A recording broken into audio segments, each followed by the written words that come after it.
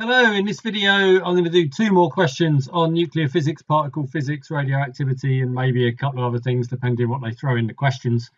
We're starting here, we've got these two pictures of gold nucleus and alpha particle, which you assume is what they're describing in the text. So what we've got, alpha particle fired at high speed directly towards the stationary nucleus of a gold atom, so that's on the left.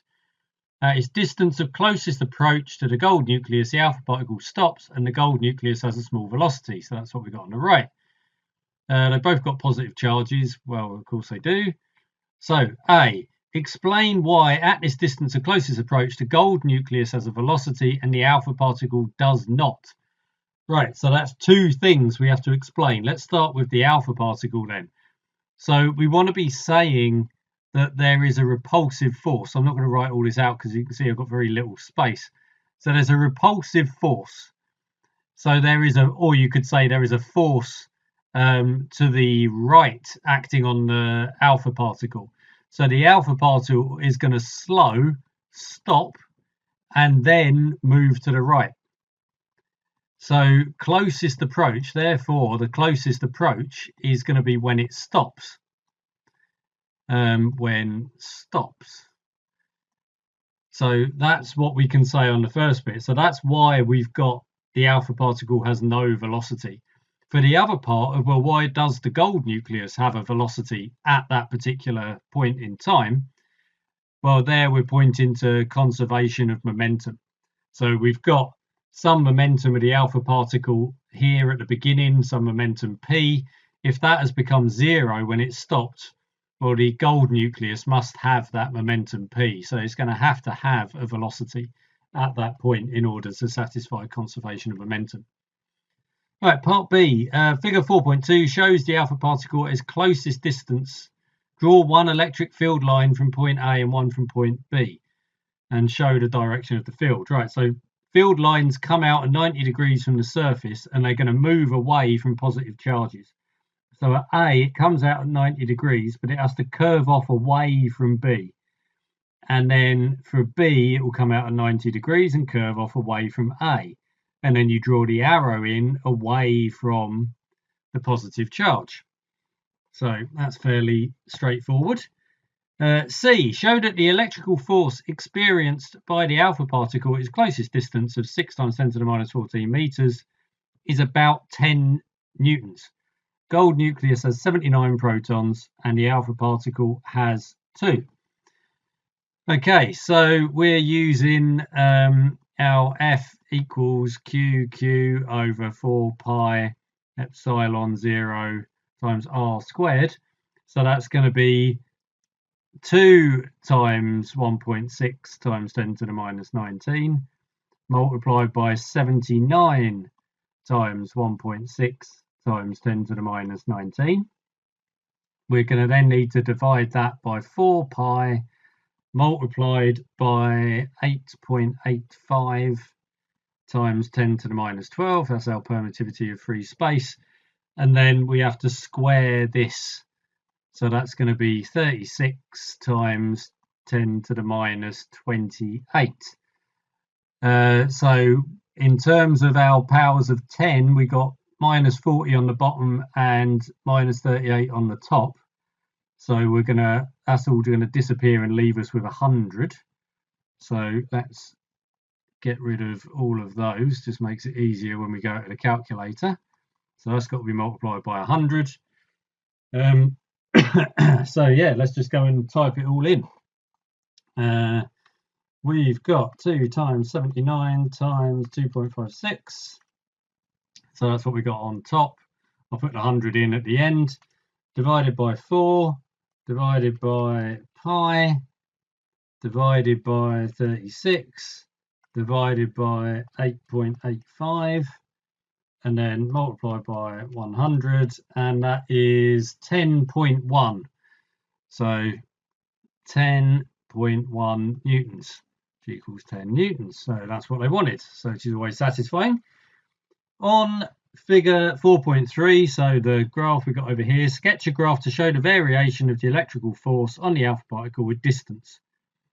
Right, so they've already marked on at that 6 times 10 to the minus 14 because we've got that here on the x-axis at 10 to the minus 14 is at 10. So this is dropping off 1 over r squared. So we're going to get a quarter of that when we've doubled the distance. So when we're at 12, what's that, 11, 12, so that looks like 12, will be at a quarter of 10. So it's got to go through, as usual, she's making my eyes go funny looking at this graph paper here on the screen. So it has to go through there. And then when we double that again, we're going to have a quarter of that. So when we're up about here, we'll be, say, oh, it's really hard to tell, but I find it so difficult on the screen. And then try and join this up with a smooth curve, which I'm almost certainly going to fail at doing. But let's give it a go. It's not too bad, but if that was a smooth line, then we're looking for one of these. It's just hard to draw it on the screen. Yeah, that's quite a nice question. All right, next up, we got radioactivity. We got a radioactive nucleus of plutonium decays by emitting an alpha particle of kinetic energy 5.6 MeV, half-life of 88 years, and it decays into an isotope of uranium. State the number of neutrons in the uranium isotope. Right, so we started off in plutonium with 238 nucleons, of which 94 are protons.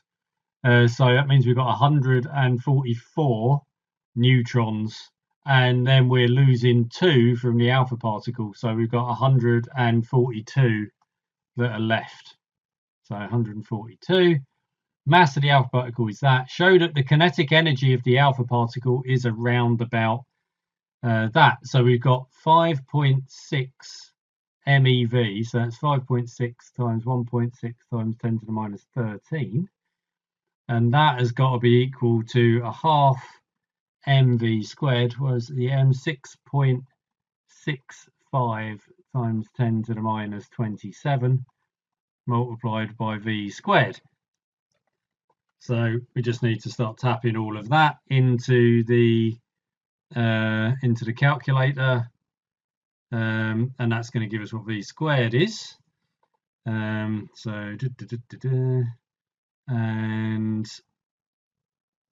oh, they're not even asking for v squared yet. That's part 2. They're asking just for the energy. Oh wow, okay, they really don't want a lot for that. That's just doing the 5.6 times 1.6 times 10 to the minus 13, which is 8.96 times 10 to the minus 13 joules. So that's pretty much that. Yeah, I was getting ahead of myself there. I was so convinced they were going to ask for the speed. I jumped on to the next bit. So it's okay. So that's equal to that. So we just need to keep using that rather than the 9. I'm always halfway typing this in already. So that leads to V is equal to 1.6 times 10 to the 7 meters per second. Okay, so that's all good. In a space probe, a source containing this plutonium is used to generate 62 watts for the onboard electronics. Use your answer to BI to show that the initial activity of the sample of plutonium is around about that. Right, well, if we want 62 watts, so that's the number of joules per second. So if we divide that by 8.96 times 10 to the minus 13, then that is going to give us the number of decays that we're going to get every second. And you can see that's around about 7. 9 into 62 is 7, give or take.